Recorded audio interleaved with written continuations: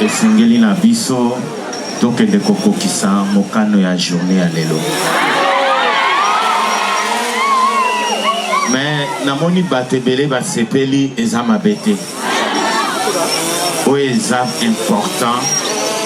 Eza engeto gangite mais eza changement ya comportement.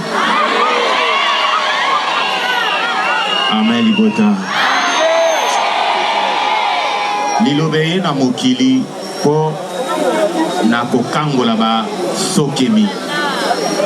Roli ya liloba na mokili eye ko longla batu na nzela ya mabe kokotisa bango na nzela ya malamu. Atoti tondia wa lelo tozoke kozwa baptême. Baptême elobi engagement.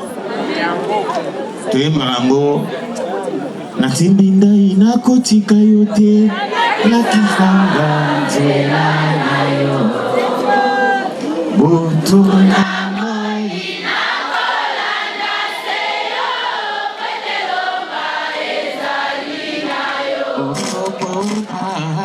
onakokoma mboka na mbule ekomiki kuna ezali yo. Amen. Natimbi ndai nakotika yo te. Donc tozozwa engagement epai na nkolo na biso.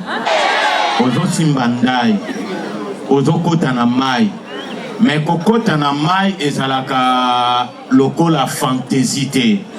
Moto nyonso akotaka na mai esengeli bamona makambo ya sika na bomoi na ye. Amen.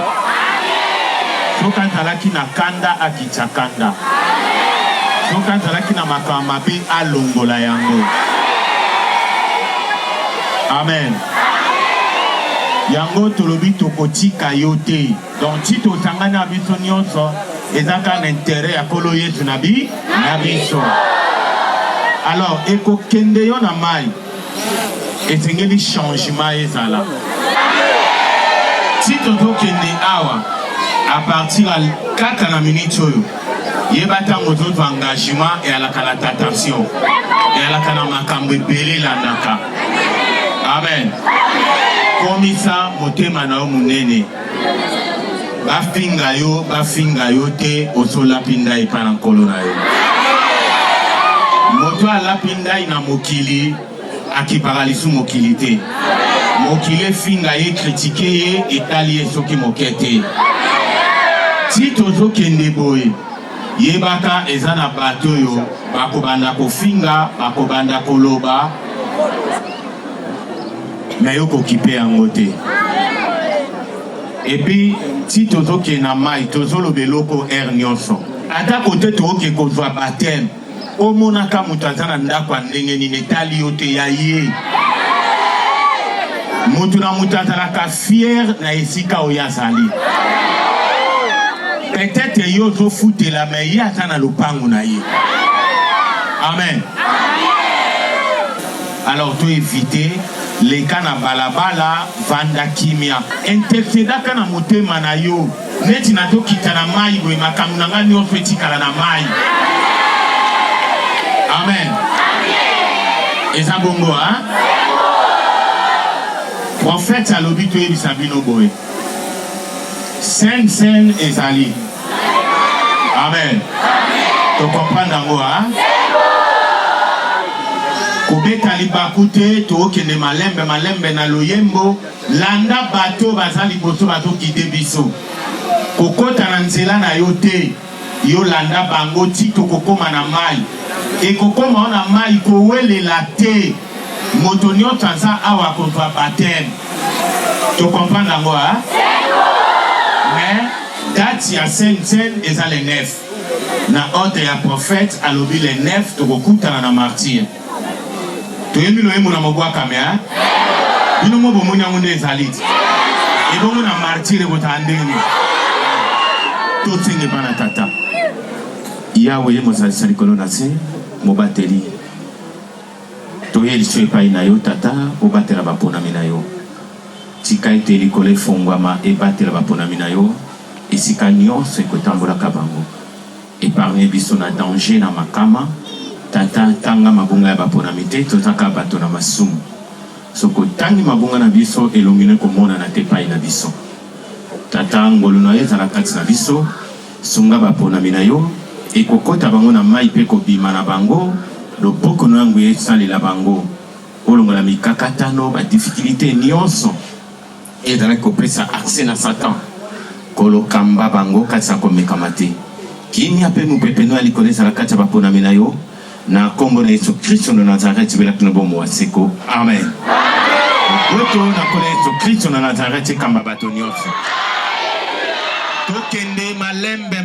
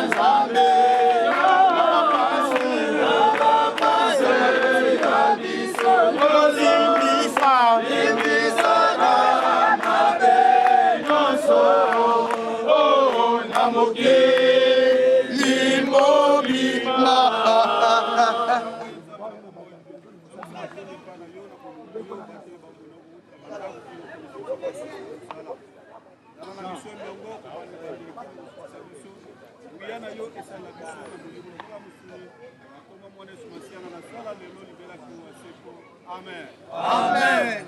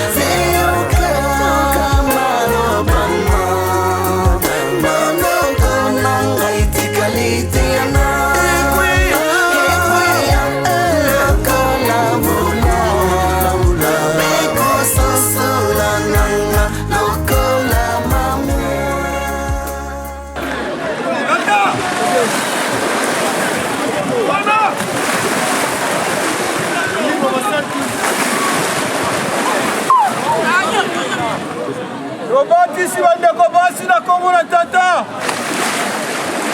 pena mwana pena molimo santo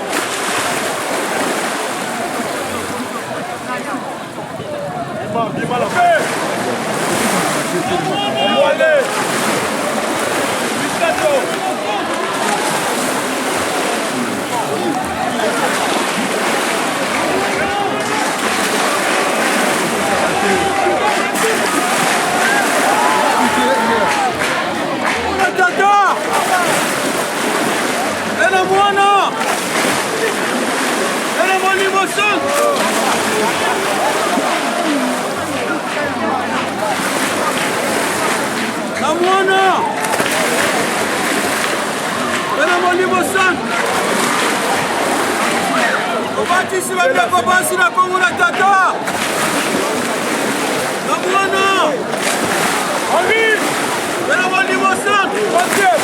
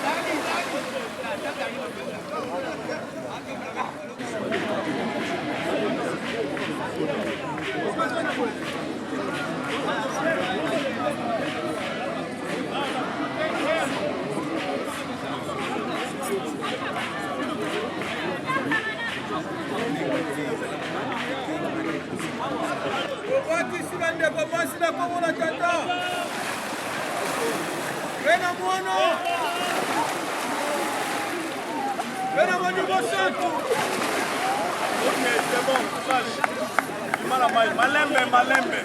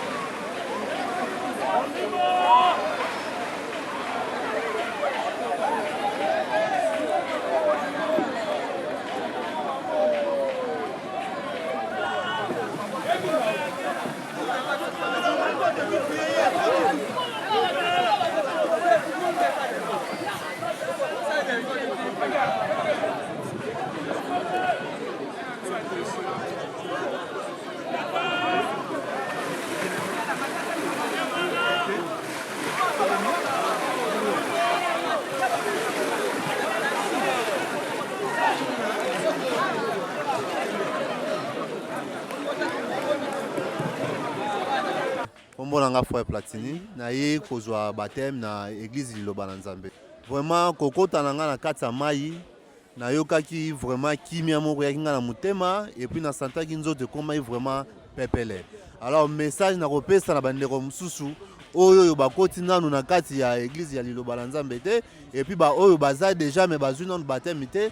En tout cas message nakosenga na bango baya vraiment ebele ya mingi kosadere na kati ya église Liloba la Nzambe bazwa pe baptême makambo ya malamu ya malonga vraiment eza na kati ya église Liloba la Nzambe. Liloba epesa bato kimia oyo bazolanda biso na monde entier bayeba Liloba eza na kimia, Liloba eza na nyonso tu oyo aza na besoin ya Liloba aya koto bando osambela na bon tozola biso babaptême mais baptême oyo tozwi ya lelo changement monene vraiment eza na kati na nga vraiment nde nakoti na mai naoki kimia na senti pepele nyo tu oyo bando okatisa motema na nga nyo tu elungwe grâce à Liloba la Nzambe. Liloba Nzambe babengaka mutu message à Dieu babengaka mutu aya mbeza volonté ya mutu nde mais tokobenga bango nyo tu baya dimanche na martyr et que les 9 la martyr et que ça venait bien vraiment jamais tokozanga tara plein oyo awa bon tozanga te église eza ya biso Liloba eza ya biso kuna makamu sezala kati ya Liloba kuna les 9 tokutaka na martyr vraiment et que ça bien ben na frère Kabea na joueur na beta balé na nimeli Nzambe po ende nyonso to na vie o to na ngo lobi pe to na vie mususu to biso ba joueur surtout pour les jeunes joueurs Nzambe aleki nyonso oki gagner nyonso ya mokili so zangi Nzambe ben message nanga pour na surtout pour les joueurs Nzambe a nyonso ina pesa ka talent surtout bato balobaka ke Nzambe sala raté Nzambe apesa bale mukongo na pas même message Nzambe a sa fin mutu apesaka talent apesaka souffle apesaka force apesaka nyonso so bonne santé te obeta bale te santé tapesaka ngo za Nzambe nyonso tapesaka ngo za ye yango tondimela Nzambe ene nyonso ela biso talent ene biso talent biso ne epesama ene bi parcours so ne kile totela ye tocha koni même so ya pa na ye nakoyebisa bandeko na nga nyonso oyo bandimelaka Liloba te Liloba eza ya solo balanda nzela Liloba ezosala biso ya mingi koleka en tout cas Nzambe oyo akotinda prophète Konde ayebi ntina na ye mosala na ye ana se na mabele.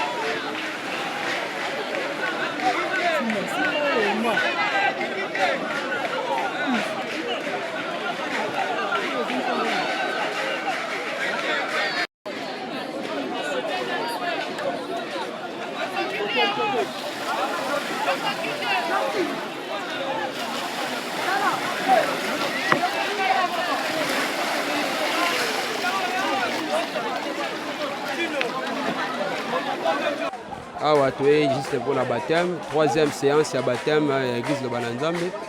Yango toye ko baptiser ba fidèles par troisième tour ya baptême pour l'avènement Saint-Saint. Le message est là partout dans le monde parce que tout un message à Jésus-Christ de Nazareth à travers sa grandeur spirituelle, le prophète qu'on est Paul Dominique, préparatif à Saint-Saint bel et bien. Et ça calendrier, ils ont déjà annoncé par Yemoko Nzamba à travers sa grandeur. N'engé soka fixé date la Sainte-Seine et autre salaka pour na bandi base peu baptisé mais partout dans le monde la Sainte-Seine est unique et ça le monde entier bato se ba la connecter ba la brancher ya kolanda mot d'ordre ya sa grandeur n'engé ya kopesa n'engé peut kotambola nango moto sala fidèle la kati wandimeli Christ et Seigneur les kana baptême immersion dans baptême mai le baptême est à comprendre identité. Comme tu as l'identité à Christ à travers le Bananzam. Pour bien comment le Bananzam, il faut au le baptême. Les a porté comme les baptêmes des années 62. Babi ko banga makombo ya sika o mono kona ya koloba. Donc kombo ya moi le Bananzam confirmation dans les journaux lelo. Munyo so ndimé le Bananzam a la baptiser a ozo kombo ya sika o nzamba opesa kat na. Le za troisième séance to baptiser bandimi. Pour on so bandimi loba na mitema obimala bango. Le loba accepté ba ko concrétiser acte. Ya ko s'engager na iloba. Banda loba batika vie passée nyonso ba opter na vie nouvelle. Baptême ezali euti na mon baptiso qui signifie immerger, plonger dans l'eau. Ndenge Christ atikaki instruction bo kende partout na monde bo sala bango ba koma ekol nanga bo batsa bango na komba tata ya mwana pe molimo santo. Wana formule Christ atikela biso ya monde to sala. C'est-à-dire signification longue ezali moto azo renoncer d'ancienne vie a opté vie nouvelle en Christ mutu andima abando vivre jusqu'au vie à Christ na bo moina ye et la Sainte Seine izali moko ya acte ya molimo Christ pratika pona ko kota batu na sainteté c'est-à-dire ba union so andimi ko la nzambe nzambe na so saint esenge batu ba hollandais pe bazwa vie à sainteté alors la Sainte Seine nzamba zo linga zong sa acte o ebunga na kati ya moto nzamba na ko mona kati ya moto kara malamu harmonie, miséricorde, compassion. Des images agneaux, Christ a une image agneau, à l'axabatu, nzamba vendra na compassion, na miséricorde. C'est ça l'acte Saint-Saint.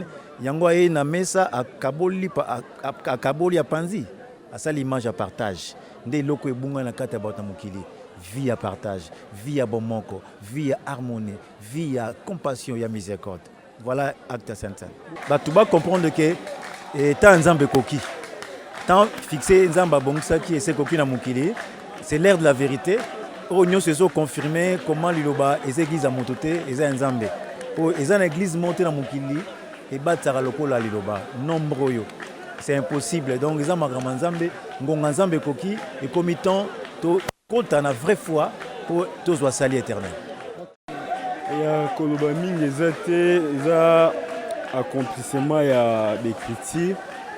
Et bon tous à la fidèle accompli. Ndenge Christ yemora lobaki leçon accomplir. Elle a se présenté et pas Jean-Baptiste.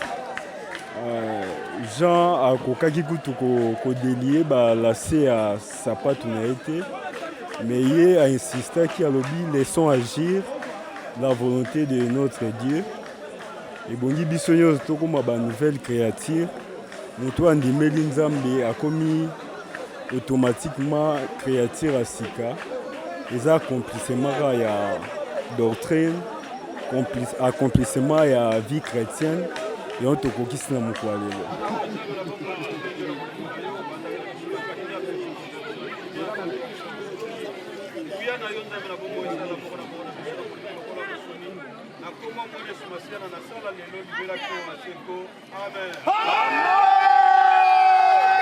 Amen. Libota Kinshasa, Libota il y a RDC, il y a Afrique, il y a le monde entier.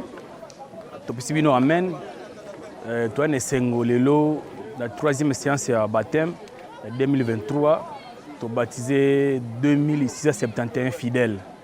Donc tu as battu le record par rapport il y a 2 premiers tours. Donc le total général pour les 3 premières séances, tu as 7469 fidèles, de nouveaux baptisés, de nouveaux convertis en 2023.